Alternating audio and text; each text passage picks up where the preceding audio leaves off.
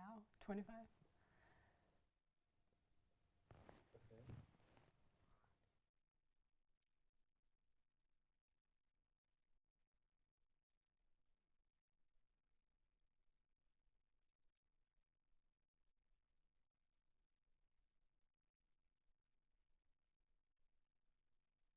Gentlemen, welcome to the Lund University's Humanity Lab. We have a special show called Lund University Student, and the show is usually hosted by me. My name is Zishan. I have a very special guest with me today. Her name is Solma, and she is sitting in front of me. My name is Salome. Yeah. Hello, everyone. Welcome to the show. Thank you. Okay. Well, thanks for invite. Oh, so kind of you. Thanks for being here in the studio. We are gonna ask you, as usual, in this show we talk about the students' experience being in Lund. First of all, I would like to ask you, how long has it been in Lund University? This is my second year of studies. And what are you studying? I'm studying media and communications. Media and communication. Why media and communication in Lund? In Lund. Okay, why media and communication? Because I have built certain experience in this area, first of all. I worked as a professional public relations specialist. Before that, as a communications officer. Before that, as a freelance journalist. And I've received my education, university education in journalism. So this is a sort of natural continuation of my same profession. Yes. How do you find it different from your experience and every professional job in your origin country? It is very different because this is studies and this is not work. Okay. And how do you think that, how can you apply these studies into practical work if you are going to be in that professional job once again in Sweden or in any other country? Did you get any kind of some ingredients that you can use somewhere? The most important thing that I am receiving here and that I'm getting here is the theoretical base that I was sort of lacking. And this was my primary reason why I chose this particular program, this particular university, because it promised to provide this theoretical understanding of the field. So, yeah, good. And how do you think being in Lund, and being in Sweden, what is your experience? What is the most positive that you have found out being here in Lund? I couldn't name just one positive aspects of living in Lund. There are many. The primary aspect is that this is the university which is planned around the idea of academia. And once you live here as a student, it means that a whole city and whole infrastructure kind of serves your goal. And yeah, this is a great city for students and for researchers to live in. Second positive, locals, well, I come from an environment where you have to be really alert and you have to be, conscious about many things, like even safety, in your everyday life. For instance, the other day I lost my belongings, and I had no hope that I would find them because the environment I come from, I wouldn't be able to. But here, instead, turns out that everything that I lost was kept for me. So I was able to reclaim everything, which came as a shock, because I'm not used to this. So yeah, it sort of reinforced my sense of security. So these are the few positive things that you find out in the environment of the Swedish society.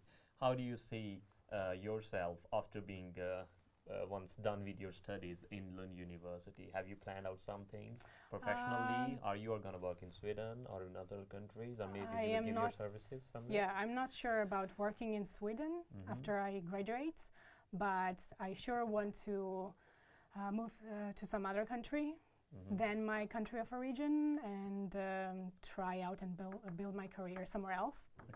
I want to go international this time. yeah, I do not have very specific plans, career plans. So, okay, once I leave, this is where I'm going to start working. But I know approximately which direction I want to go, and hopefully I will find like-minded people and organization, or I don't know, maybe a company who will hire me, maybe. Is it possible that we see you as a correspondent in the future of some other news channels, or maybe you will be working as a journalist, as a practical person? I'm not sure if I want to see myself as a correspondent. I might work or as maybe you are also hosting a show. Well, at the end of the day, never say never, you know. Okay. What do you think? Do you like the study plans and the educational structure of this university? Can you make any kind of comparative analysis if you have been in foreign before for your studies from your origin country? Unfortunately, I do not have experience of studying in any other Western university. I only know what happened when I studied in my own country, and I don't have much to say about that. Okay. Because I cannot even compare educational system of my country to Sweden.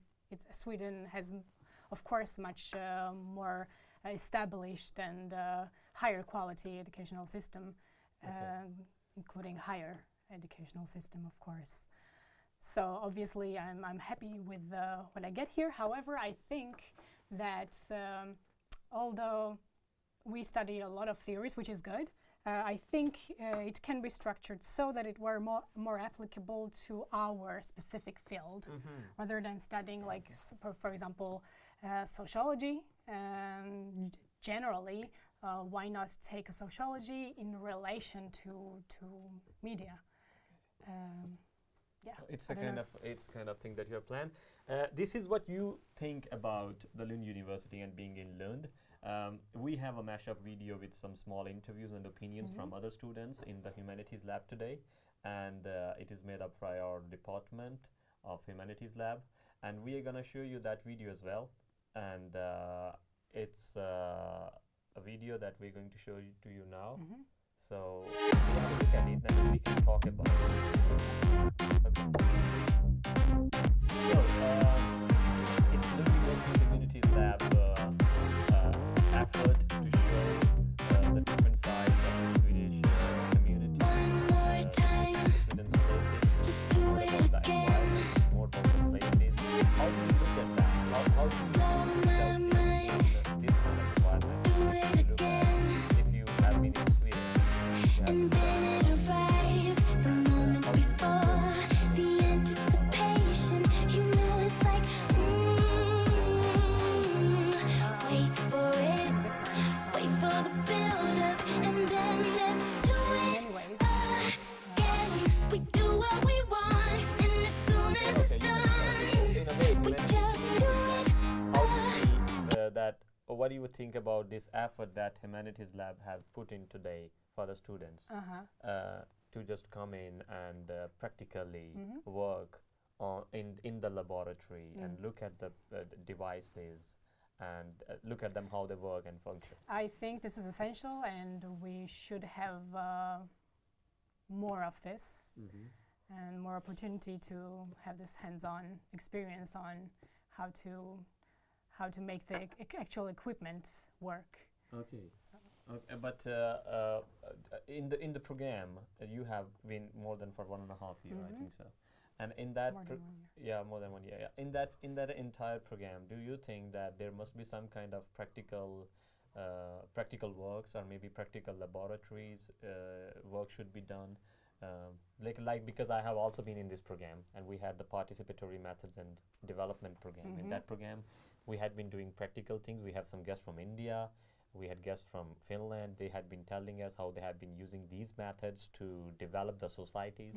So do you think that it's the more theory helps the student in their practical field as a professional, or more this kind of work? How do you look at the percentage weightage? I think there should be a balance, and if you do not have practical assignments, for instance, you just keep taking in without actually being able to apply the information that you gain. If your studies are only theoretical, and if your studies are oriented only on practical skills, then yes, you develop certain skills, but then you do not have understanding of. You don't see the bigger picture, Okay. and you might be you might, for example, you might teach yourself how to work a camera, but if you do not have theoretical understanding of, for instance, how to show or frame an image to create a meaning, Okay. then yeah. Okay. So I think there should be a balance, and it's the best. Thanks for being with us. It's so kind Thanks of you. for hosting It's me. really good talking to you. This was Solomon with us today, and we had a very good conversation with her. Next time we have a new student in our show. Be with us. See you next time, next weekend, the same time. Thank you. Bye. You keep saying Solomon.